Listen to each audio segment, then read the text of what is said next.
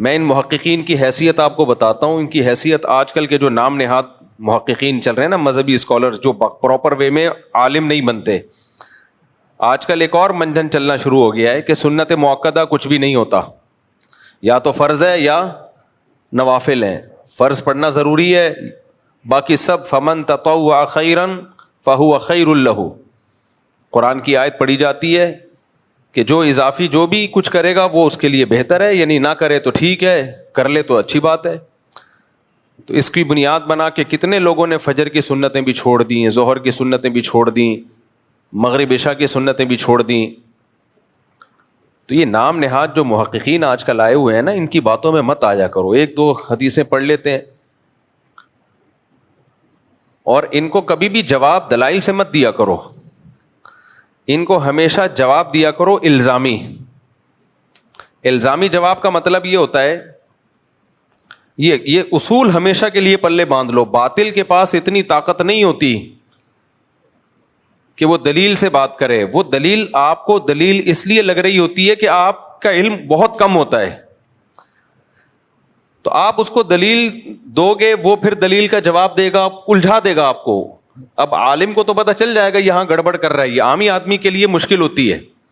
تو ہمیشہ جب بھی کسی اہل باطل سے آپ کا مقابلہ ہونا, الزامی جواب دیا کرو. الزامی کا مطلب کیا ہوتا ہے؟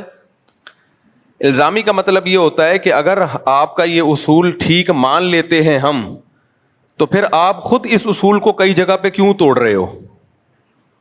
آپ بھی تو اس اصول کو خود کئی جگہ پہ توڑتے ہو. تو یہ لوگ جو کہتے ہیں نا سنت موقع, لوگ ویسے ہی نماز نہیں پڑھ رہے آج کل. پڑھتے ہیں تو اتنی لنگڑی لولی نمازیں کہ سنت موقع ہی ختم کر دیں.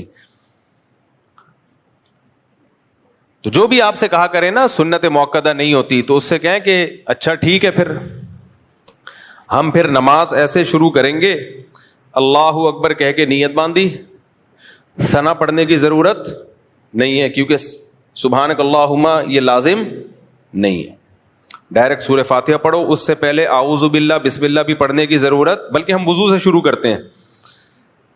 وضو میں صرف 4 فرض ہیں, قلی کرنے کی بھی ضرورت نہیں ہے, ناک میں پانی ڈالنے کی بھی ضرورت نہیں ہے, نفل ہے جو ڈال لے ٹھیک ہے, نہیں ڈالے ساری زندگی نہ ناک میں پانی ڈالے.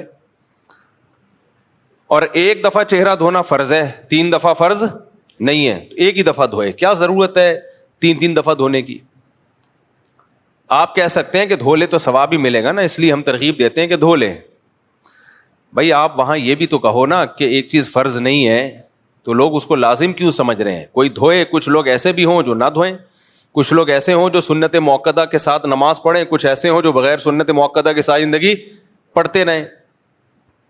تو جو چیز لازم نہیں ہے اس کی تاکید کیوں کر رہے ہو آپ؟ تو ایسا ہونا چاہیے کہ 1 دفعہ چہرہ دھوئیں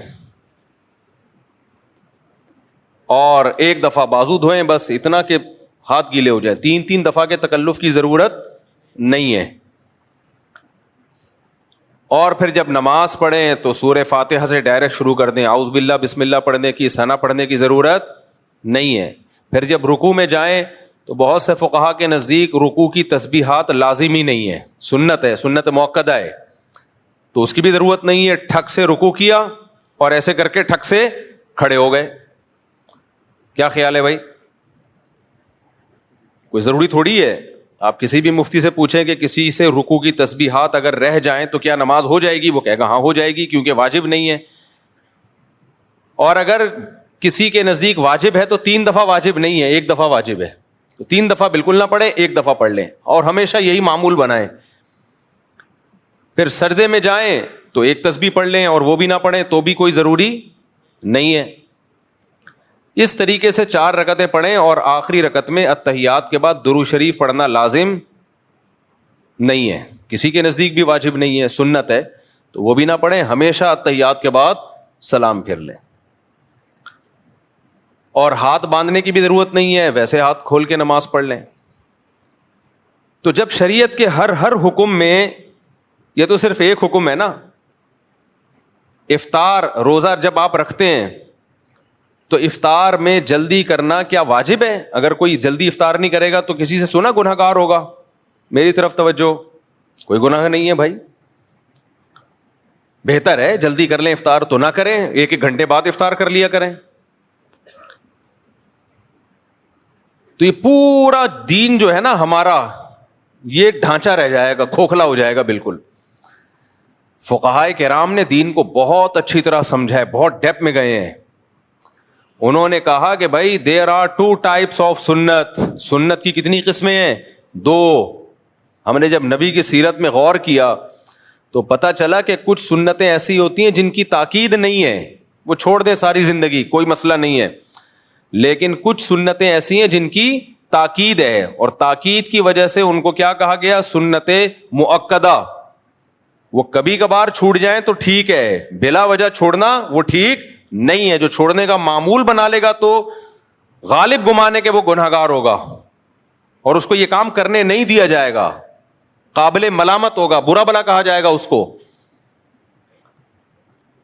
لہذا اگر کوئی نماز شروع کرتا ہے, نہ سبحانک اللہم پڑھتا ہے, نہ اعوذ باللہ بسم اللہ پڑھتا ہے, نہ رکوع کی تسبیحات پڑھتا ہے, نماز تو ہو گئی بھائی, فرض ہے, اللہ نے فرض کی, جو فرائض تھے وہ پورے کر لیے.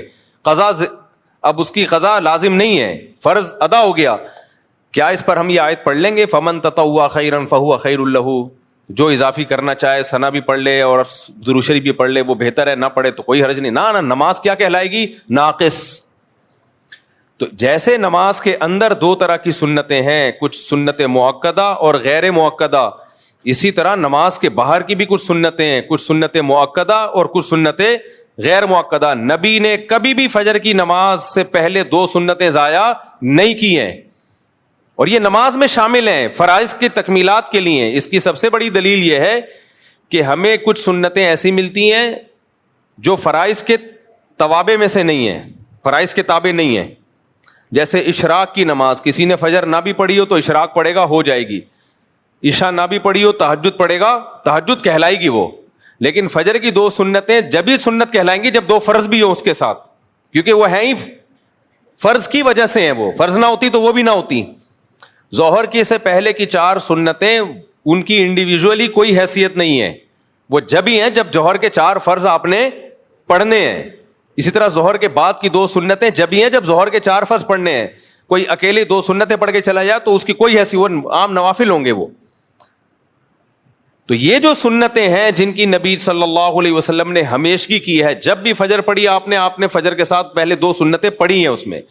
جب بھی آپ نے ظہر پڑھی اس سے پہلے آپ نے 4 پڑھی ہیں, اور اس کے بعد بھی آپ نے 2 پڑھی ہیں. اس پہ صحیح حدیث موجود ہیں. تو اس لیے فقہائے کرام نے ان میں بھی تفریق کی ہے, ایک سنت مؤکدہ اور ایک سنت غیر مؤکدہ. تو اب آپ نے ایک فتویٰ جاری کر دیا کہ فرائض پڑھ لو بس کافی ہے, اس کے ساتھ سنت کی کوئی ضرورت نہیں ہے. تو یہ اس کی دلیل ہے کہ آپ کو سنت مؤکدہ اور غیر مؤکدہ کا فرق معلوم نہیں ہے.